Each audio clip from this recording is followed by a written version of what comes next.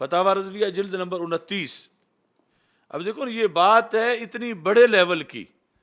اور کئی چینلوں پہ دیمک زدہ چوزے بٹھا کے تو اس پر بحث کرا رہے تھے۔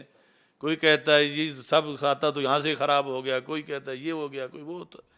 امیر معاویہ اپنے نائب کا تقرر شورا کے بغیر نہیں کریں گے۔ اوئے ہوئے ہوئے، تباہی کا آغاز تو یہاں سے ہو گیا پھر۔ اوئے ہوئے ہوئے، تباہی کا آغاز تو یہاں سے ہو گیا پھر۔ یہ ایک اصول دے دیا جب اس اصول سے ڈیویٹ کیا تو رائے تباہی صاحب، شروع ہو اب گئی۔ اس اصول میں کیا، اس میں آپ تصور کریں اس میں پنہا کیا نکتہ ہے۔ ہاں، آپ نے بتایا یہ جو میں لکھوا رہا ہوں ایگریمنٹ کے اندر کہ خلافت راشدہ کی پیروی کرنی ہے، وہ پیروی یہ ہے۔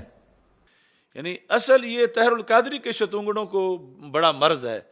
اس طرف آنے کا، اور پھر آگے یہ جو سکول کے پڑھے ہوئے لوگ ہوں، وہاں کوئی جسٹس ہو یا پروفیسر ہو، ان بیچاروں کو اس جہان کی کیا خبر ہے؟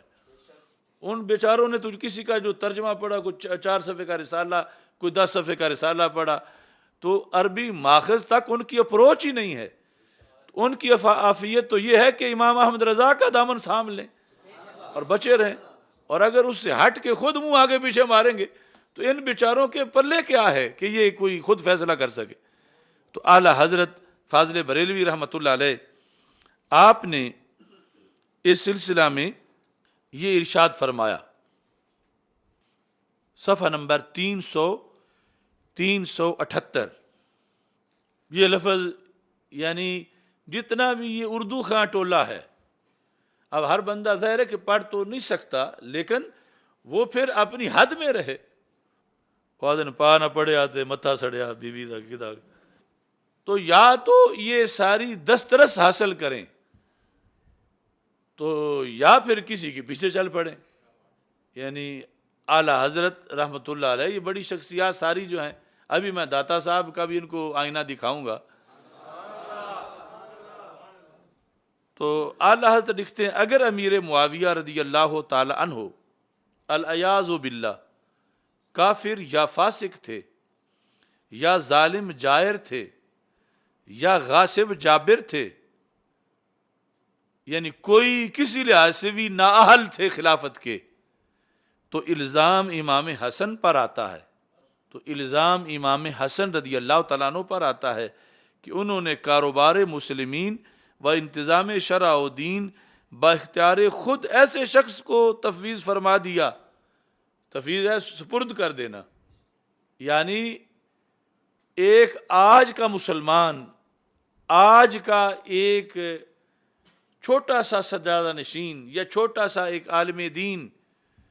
اس سے کوئی چھوٹی سی مسجد کا خطیب لینے چلا جائے، تو اگر ذمہ دار وہ پیر ہے یا عالم دین ہے تو وہ اپنی طرف سے تو وہی دے گا نا کہ جو اہلیت رکھتا ہے وہاں جماعت کرانے کی۔ اس نے وہ امام المسلمین مشرق و مغرب کا نہیں بن رہا، وہ صرف ایک مسجد کا ہے، لیکن اس کا بھی بھیجنے والے کا تقاضا ہے کہ اتنی تو اہلیت رکھتا ہو۔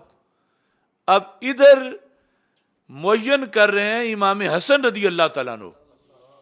اور بنا رہے ہیں ایک بندے کو امیر المومنین، اور بنا رہے ہیں پوری امت کے لیے، اور اس بندے کو کھڑا کر رہے ہیں کافروں کے سامنے کہ جس امت پر ہر طرف سے حملے ہو رہے ہیں، اور اس بندے نے امت کو بھی بچانا ہے، پھر آگے علاقے بھی فتح کرنے ہیں۔ تو اگر اس بندے میں خود ہی معاذ اللہ صلاحیت ہی نہیں، یہ جتنی بونگیاں یہ مارتے ہیں، چلو روافظ کا تو ویسے دل کالا ہے، یہ جو اپنے آپ کو سنی کہلوا کے بھی جو حضرت امیر معاویہ رضی اللہ تعالیٰ عنہ کے خلاف جو بک بک کرتے ہیں، جو یہ ان پر تنقید کرتے ہیں، اس تنقید والا تو کسی ڈیرے کی مسجد کا امام نہیں ہو سکتا،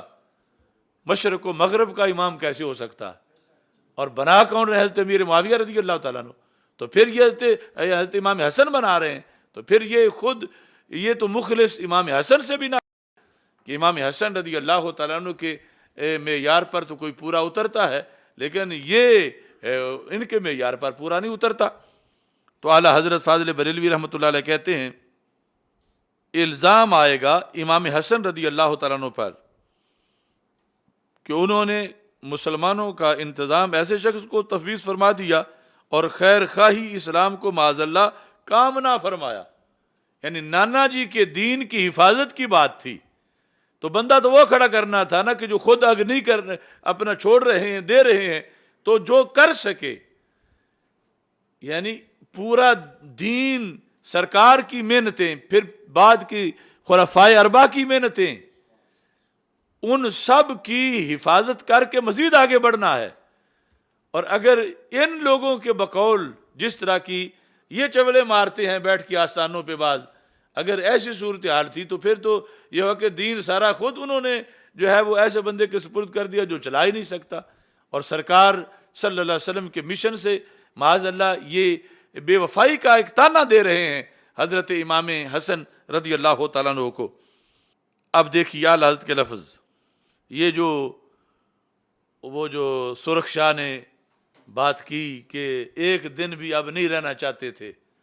چونکہ اصل زمانہ وہ 30 سال کا پورا ہو گیا تھا خلافت کا۔ دیکھیں اعلیٰ حضرت نے اس وقت سے ان لوگوں کے لیے ضربیں رکھی ہوئی ہیں۔ آپ فرماتے ہیں اگر مدت خلافت ختم ہو چکی تھی، کہ مدت ختم ہوگی اور دینی ہے کسی اور، آپ فرماتے ہیں اگر مدت خلافت ختم ہو چکی تھی اور آپ یعنی امام حسن رضی اللہ تعالیٰ عنہ بادشاہت منظور نہیں فرماتے تھے تو صحابہ حجاز میں کوئی اور قابلیت نظم و نسق کے دین نہ رکھتا تھا؟ یہ کوچے شاہ بنے، دیکھو ظلم ان کا اپنے اکابر پر، اپنے اسلاف پر، سادات پر۔ اصل گستاخ یہ ٹولہ ہے، یعنی کہیں ان کے شاہ ہونے کا انکار کر رہے ہیں، کہیں ان کے ذمہ اور چیز لگا رہے ہیں۔ تو اعلیٰ حضرت نے جکڑ کے رکھ دیا ہے، بولے ان میں سے کوئی قیامت تک اس بات کا جواب دے کہ چلو تمہاری بات مان لیتے ہیں کہ اب وہ خود نہیں رکھنا چاہتے تھے، تو کیا مجبوری تھی حضرت امیر معاویہ کی؟ اور کسی کو کھڑا کرتے، اور کسی کو کھڑا کر دیتے۔ فرماتے ہیں کہ آپ بادشاہت منظور نہیں فرماتے تھے تو صحابہ حجاز میں کوئی اور قابلیت نظم و نسق دین نہ رکھتا تھا جو انہی کو اختیار کیا۔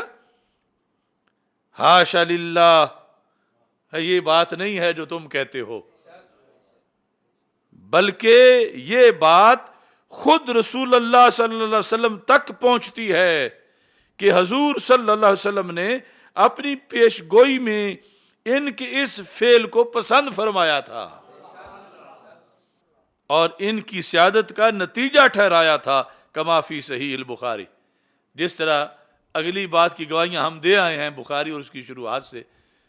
تو یعنی یہ جو آج یہ بات کر کے سمجھتے ہیں کہ ہم نے کوئی بڑا پہاڑ جو ہے وہ ہلا دیا، اب ہمارا کوئی جواب نہیں آئے گا، یہ ان ان پڑھوں کی اصل نحوست ہے۔ کم از کم فتاوی رضویہ ہی پڑھ لے، اور وہ کم از کم نہیں رہتا، وہ بہت کچھ ہو جاتا ہے۔ عربی نہیں آتی تو اردو ہی پڑھ لیں، لیکن فتاوی رضویہ اردو میں پڑھنے کے لیے بھی کچھ جو ہے وہ دانے ہونے چاہیے پار۔ اب دیکھو اگر انہوں نے یہ صفحہ پڑھا ہوتا تو کیوں یہ چول مارتے؟ اب خواہ مخواہ بچہ سنے گا تو کہے گا یہ کیسے گھوگو ہیں کہ ان کے پلے کچھ بھی نہیں، اور باتیں کن بڑوں کے بارے میں کر رہے ہیں، یعنی حضرت امام حسن رضی اللہ تعالیٰ عنہ پہ الزام لگا رہے ہیں کہ انہوں نے اس وجہ سے کر دیا۔ اور وہ تو صورتحال یہ ہے کہ پھر امام حسن رضی اللہ تعالیٰ عنہ کو اور کوئی نہیں ملا، اتنے جو اور صحابہ تھے کسی اور کو دے دیتے۔ تو اس بنیاد پر یہ ضمناً یہاں اس کا تذکرہ تھا جو حضرت شیخ عبدالحق محدث دہلوی رحمۃ اللہ علیہ نے فرمایا، اس کے ساتھ ہی میں نے اس کا تذکرہ بھی کر دیا۔